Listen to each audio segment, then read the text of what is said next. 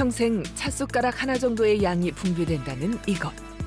아주 적은 양으로도 몸을 힘들게 하고 감정까지 뒤흔드는 이것. 도대체 이것은 무엇일까요? 이상한 증상으로 일상을 쥐고 흔드는 것. 그것은 바로 호르몬입니다. 분명히 내가 어디가 아프고 뭔가 문제 있을 것 같은데 병원에 가면 특별한 문제가 없다고 하는 그 단계.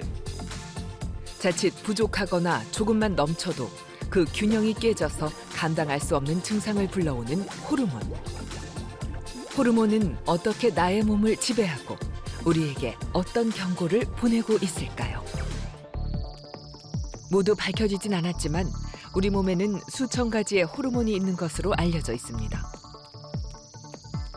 여러 내분비샘에서 분비되는 호르몬은 혈액을 타고 표적 장기로 이동해 해당 기관의 기능을 조절하는 일종의 명령 전달자입니다. 전엽에서 분비되는 성장 호르몬은 뼈의 성장을 촉진하고 근육량을 증가시키는 등 키 성장과 발달을 도와줍니다. 갑상선 호르몬을 만들도록 촉진하는 갑상선 자극 호르몬과 부신에 작용해 코르티코이드 등을 만들도록 촉진시키는 부신피질 자극 호르몬 역시 뇌하수체 전엽에서 분비됩니다. 성선 자극 호르몬도 뇌하수체 전엽에서 분비됩니다. 남성의 경우 고환에서 정자 생성을 촉진하고 남성 호르몬을 생성, 분비하며 여성의 경우 난소에서 배란을 유도하고 여성 호르몬을 만들고 분비하는 데 관여합니다. 또한 췌장에서는 인슐린 호르몬이 분비돼 혈당을 떨어뜨리는 역할을 합니다. 이 호르몬은 우리가 이렇게 스스로 만들어낼 수 있는 화학 물질이고요. 어떤 감각이나 감정도 조절하지만 그 감각과 감정이 또 호르몬의 분비에 자극을 주기도 합니다.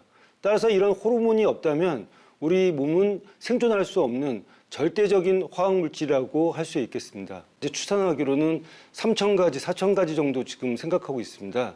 그렇지만 이제 실제적으로 우리가 밝혀진 호르몬 150가지나 200가지를 갖고 실제적으로 질병을 연구하고 질병을 치료하고 있습니다. 호르몬이라는 게 평생 나오는데요.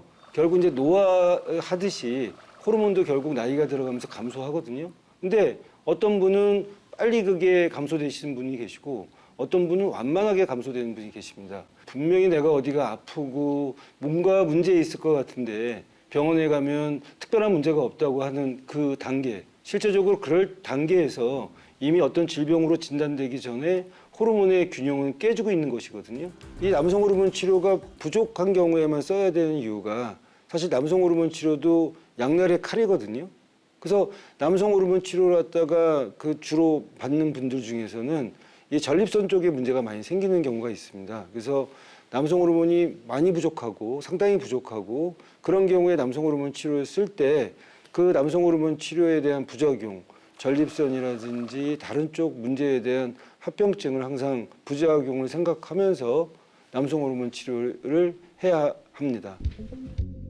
남성 호르몬이 부족하면 비만, 당뇨와 고혈압 등 대사증후군이 발생할 위험도 커지기 때문에 더욱 주의가 필요합니다.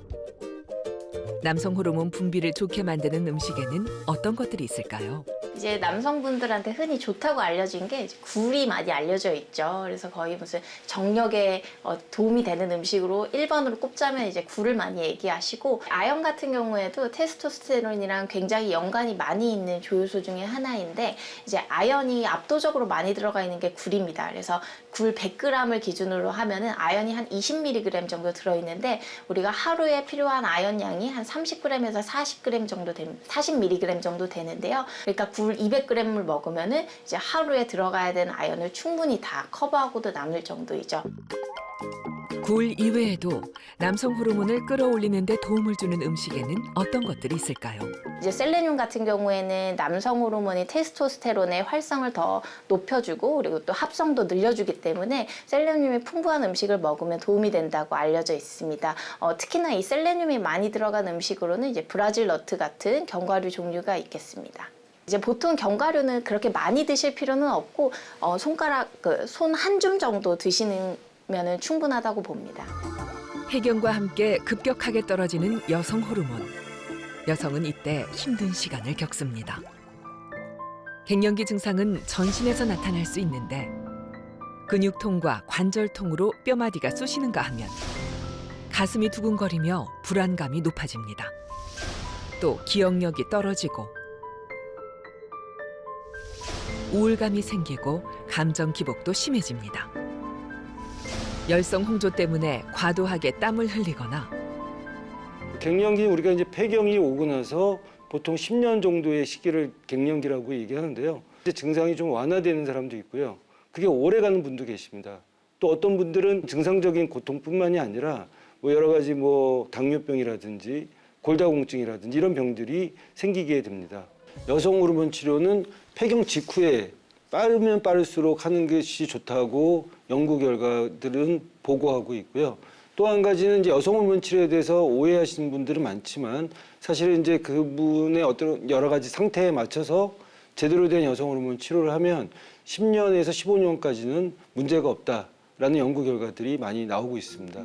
여성 호르몬제가 걱정된다고요? 대신 여성 갱년기 증상을 덜어주는 음식은 어떨까요? 석류나 콩 같은 경우에는 식물성 여성 호르몬이라고 하는 이소플라본 이것이 들어가 있기 때문에 이 식품을 섭취함으로써 어느 정도 이제 에스트로겐과 같은 효과를 낼 수 있다고 보고 있습니다. 콩이라고 해서 이 이소플라본이 다 많은 것은 아니고요. 그 중에서도 특히 이제 대두, 그래서 우리가 흔히 메주를 만드는 이 콩이 굉장히 이소플라본이 많다고 알려져 있고 검은 콩이 흔히 좋다고 알려져 있기는 하지만 대두에 비해서는 오히려 이소플라본의 함량은 좀 더 낮은 편입니다.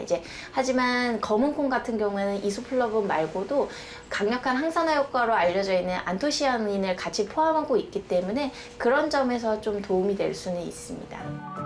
특히 석류가 갱년기 여성에게 좋은 이유가 있다고요? 타닌 성분은 이제 석류 껍질에 많이 있다고 알려져 있는데 이제 여성들은 폐경 이후에 심혈관 질환의 비율이 굉장히 높아집니다. 이런 심혈관 질환 또 동맥경화 이런 거에 도움이 되는 성분으로 알려져 있습니다. 그렇기 때문에 폐경 이후에 먹었을 때 좀 이런 점에서 이득이 있다고 보고 있고요. 그 외에도 갱년기 여성에게는 자두와 뱅어포 그리고 멸치와 우유 등이 도움이 되는 것으로 알려져 있습니다.